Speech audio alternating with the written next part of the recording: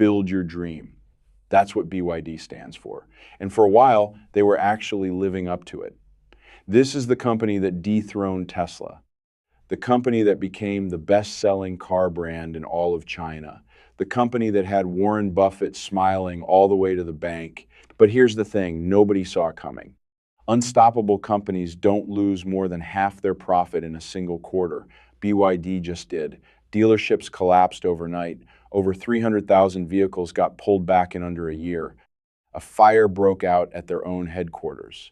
So which version of BYD is actually real? The juggernaut that rewrote the rules of the global auto industry, or the overextended empire quietly coming apart at the seams? Stick around, because the answer isn't one disaster, it's 5. And every single one of them was hiding in plain sight long before anyone started paying attention. BYD didn't start as a car company. In 1995, it was a battery manufacturer in Shenzhen producing rechargeable cells for mobile phones. Wang Chuanfu, the man who built it, wasn't an auto industry veteran. He was a chemist. And that detail matters more than most people realize, because it explains the entire logic of everything that followed. While Toyota and Volkswagen were spending billions perfecting combustion engines, Wang was doing something different. He was mastering the one technology that would eventually make combustion engines irrelevant. By 2000, BYD was the world's largest nickel-cadmium battery manufacturer. By 2002, they held the top spot in lithium-ion too. They weren't building cars yet. They were building the foundation that would one day power them.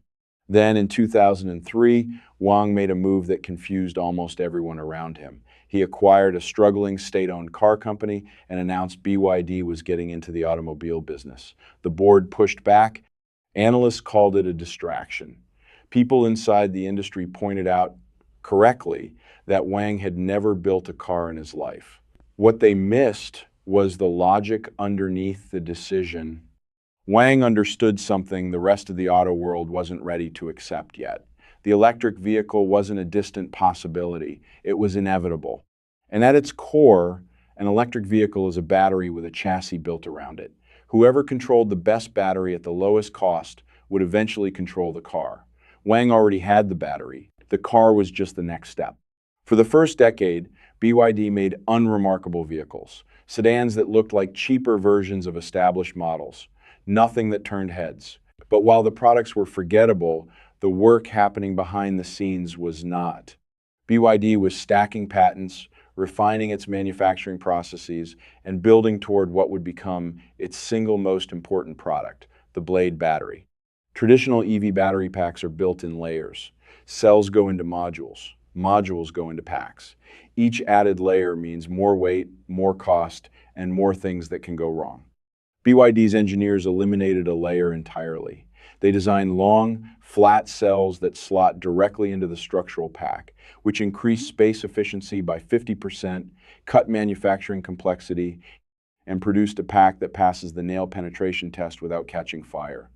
Tesla's early cells failed that test. The Blade passed, and BYD kept it entirely proprietary. Here's what made all of this even more powerful. Tesla buys its cells from Panasonic and CATL. Ford and GM source from outside suppliers.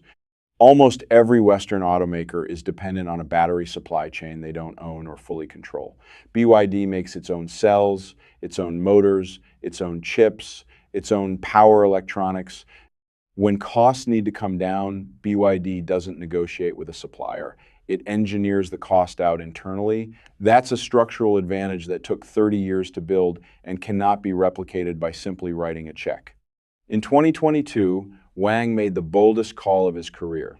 BYD would stop producing pure combustion vehicles entirely. Every model going forward would be electric or plug-in hybrid. No other major automaker on the planet was willing to make that commitment. And the timing was almost perfect. Chinese government subsidies for EVs were at their peak, consumer appetite was surging, and BYD had products at every price point, from a $15,000 city car to a luxury SUV sealed well enough to drive through standing water.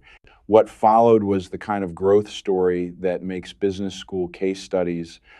By 2023, BYD had overtaken Volkswagen as the best-selling car brand in China, not just in EVs. Every car from every brand in the world's largest auto market. Then in 2024 came the announcement that genuinely shocked the industry. BYD outsold Tesla globally in total EV deliveries. The company that started making phone batteries had become the biggest electric vehicle manufacturer on Earth. Factories were opening in Hungary, Brazil, Thailand, Turkey. Berkshire Hathaway had gotten in early and made a fortune. Every analyst said the same thing. BYD was unstoppable. That word is always worth paying attention to, because in business, it tends to show up right before things start breaking. In May 2025, BYD rolled out price cuts of up to 34% across 22 different models simultaneously. Some vehicles dropped in price by the equivalent of $10,000 overnight. The public narrative was that this was BYD playing offense, using its scale to squeeze out weaker competitors and consolidate the market. BYD's stock fell 8% the same day. Investors understood immediately what the price cuts actually meant. Not strength, desperation.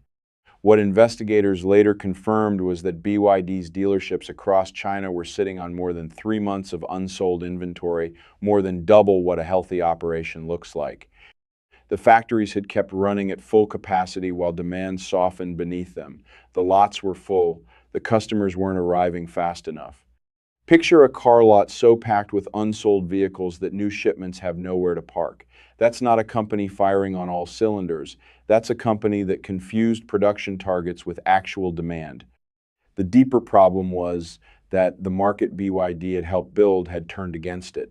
Dozens of smaller Chinese EV manufacturers had studied BYD's playbook and copied it. NIO, Xpeng, Li Auto, Leapmotor, all of them competing for the same shrinking pool of government incentivized buyers. And when those government purchase subsidies started getting phased down, demand softened faster than anyone's forecasts had accounted for. With inventory piling up and margins already tight, the only tool left was price. Cut it again. Keep cutting until the lots start clearing. The price war that followed didn't just hurt BYD, it tore through the entire Chinese auto industry. Researchers calculated that between 2023 and 2025, the price war destroyed roughly $69 billion in industry revenue. Average new vehicle prices across China fell more than 11% in 3 years. Things got so severe that regulators had to step in and explicitly ban below-cost selling, a rule that only needed to exist because manufacturers were already doing it just to keep factories running and workers employed. BYD complied with that rule on paper, then kept discounting through rebates, insurance packages, and trade-in bonuses instead. Different packaging, same effect. And the damage showed up exactly where you'd expect it to. In the first quarter of 2026, BYD's net profit collapsed by more than 55% compared to the same period the year before. Read that again. The company that beat Tesla globally just 12 months earlier watched its profit get cut more than in half in a single quarter. Revenue dropped nearly 12%. Home market share slid from around 33% down to 26% in a single year. The company that was supposed to be invincible was losing ground in its own backyard. And here's the detail that makes all of it more uncomfortable. In 2025, BYD collected over 12 billion yuan in government subsidies. That figure represented nearly 40% of its entire net profit for the year. Strip away the state support and the business wasn't winning. It was barely holding position. This wasn't a company dominating through pure manufacturing excellence anymore. It was a company that needed a significant financial cushion just to make its numbers look respectable. If you want to understand how a company is really doing, don't look at the press releases.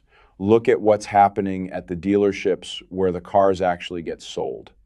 In April 2025, Shandong Changjing Holdings, one of BYD's largest dealer networks in China, collapsed. More than 20 locations, over 1,200 employees, around 3 billion yuan in annual revenue. One of its showrooms had been officially recognized as the top BYD flagship store in the entire country. Within weeks, every location was dark. Customers who had prepaid for multi-year service contracts, maintenance packages, and insurance bundles had no way to get that money back. Workers reportedly went without pay for up to 6 months. BYD and the dealer group pointed fingers at each other publicly. The people holding worthless contracts didn't care who was right. It wasn't an isolated case. The same pattern repeated at dealer groups across other provinces. Investigations pointed to something called channel stuffing, where a manufacturer pressures dealers to absorb far more inventory than demand justifies. The factory's shipment numbers look strong. The dealer's balance sheet quietly bleeds out. Until one day, it doesn't, quietly, anymore. The squeeze wasn't limited to dealerships either. Internal communications from late 2024 showed BYD requesting another 10% price reduction from suppliers for the coming year, on top of margins that were already paper-thin from previous rounds of cost pressure. And researchers at GMT Research, the same firm that helped expose the true scale of the Evergrande collapse, estimated BYD's real adjusted debt at around 323 billion yuan, more than 10 times the official figure, built not through conventional borrowing, but through extended supplier payment terms that kept the debt off the books while the obligations kept growing. Now, if you've made it this far, it's pretty clear you care about what's actually happening in this industry beyond the surface level headlines. Hit subscribe and the notification bell so you don't miss what's coming next. Drop a like if this breakdown is useful. It genuinely helps the channel. All right, back to it. On top of everything else, BYD was buried in a wave of quality problems that started in late 2024 and didn't stop. September 2024. Around 97,000 Dolphin and Yuan Plus vehicles recalled over a steering defect linked to fire risk. January 2025. Roughly 7,000 Yangwang U8 SUVs, fire risk again. October 2025, the biggest recall of the cycle. Over 115,000 vehicles, including Tang SUVs and Yuan Pro EVs, covering a drive motor controller prone to frying its own circuit board and battery enclosures with sealing inadequate enough to allow water to get inside. Then November 2025, nearly 89,000 Chin Plus hybrids recalled for a battery defect capable of causing sudden and complete power loss while the vehicle was in motion. More than 300,000 vehicles recalled across 14 months. Each incident had its own specific technical explanation. But taken together, the pattern pointed clearly at a single underlying pressure, a production system being pushed beyond its limits, with cost reduction targets eating into the tolerances that quality control depends on. Owners filled in the gaps publicly. Videos spread online showing interior panels that flexed noticeably under light pressure. A structural beam on a $42,000 model that independent testers could visibly bend without tools. Surface rust on a 2-year-old car. For a brand that had built its entire identity around engineering precision, these weren't small public relations problems. They were cracks in the foundation. Then in April 2026, a fire broke out in a parking structure at BYD's own headquarters in Shenzhen. The footage spread within minutes. Thick black smoke pouring from the building. For an EV company with 300,000 recent recalls already in the public consciousness, the immediate assumption was obvious: a battery fire. At company headquarters, investigators found it wasn't. Contractors had accidentally ignited insulation material in a storage area near scrapped vehicles. No injuries, no product defect, a mundane explanation for a frightening-looking incident. But by that point, the goodwill wasn't there to wait for an investigation. That's what sustained quality problems do to a brand. They don't just damage specific relationships. They change the entire frame through which every subsequent event gets interpreted. BYD's Blade battery genuinely performs well in independent safety testing. That didn't matter anymore. Trust had already been spent. So why haven't you ever seen a BYD on an American road? The answer is straightforward. The US applies a 100% tariff on Chinese manufactured EVs on top of regulatory requirements around connected vehicle software and data. BYD isn't losing ground in America. It was never allowed to compete there in the first place. So the strategy went global everywhere else. Europe, Southeast Asia, Latin America, the Middle East. New manufacturing facilities announced in Hungary, Thailand, Turkey, and Uzbekistan. The 2026 overseas delivery target raised to 1.5 million vehicles. But the international expansion has hit walls too. The EU applied an additional 17.4% tariff duty on Chinese EVs, citing state subsidy distortion. Brazil raised its own barriers. When Chinese auto exports more than doubled in a single month in early 2026, trading partners responded with exactly the protective measures that kind of volume surge tends to trigger. Local factories are the long-term answer, since building inside a tariff wall means the tariff stops applying.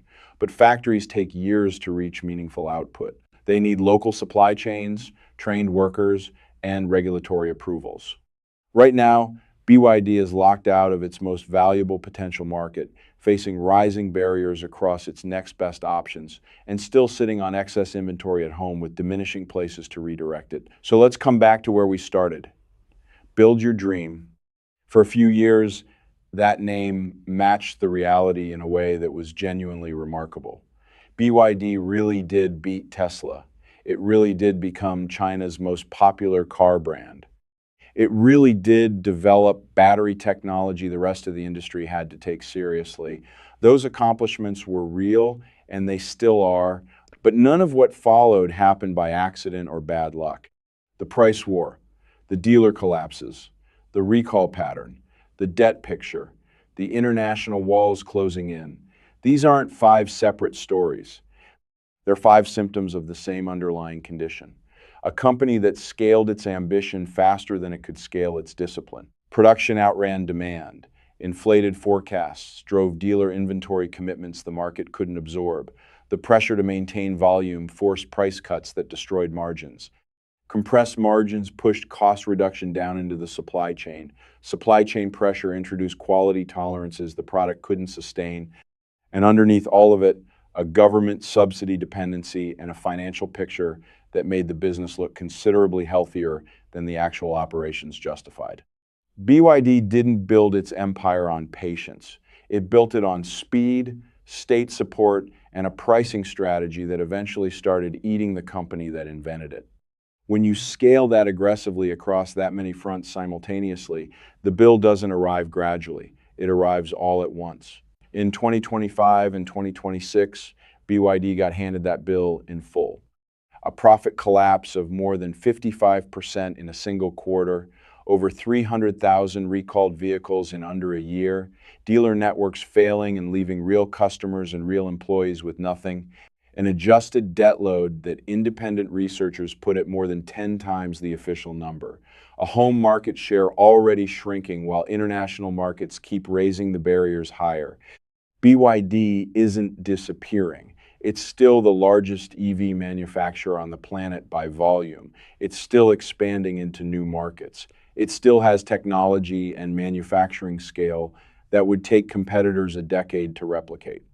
But the version of BYD that looked genuinely invincible, where every quarter brought another record and every headline announced another country conquered, that version is over.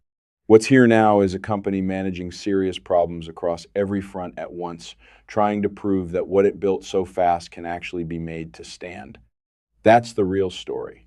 Not one dramatic implosion, a slow unraveling of a company that grew faster than it could control and is now finding out exactly what that costs.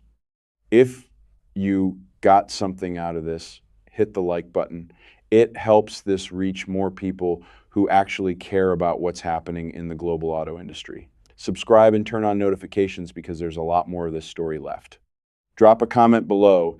Is this a rough patch BYD recovers from, or the beginning of something much larger coming apart across Chinese EVs as a whole?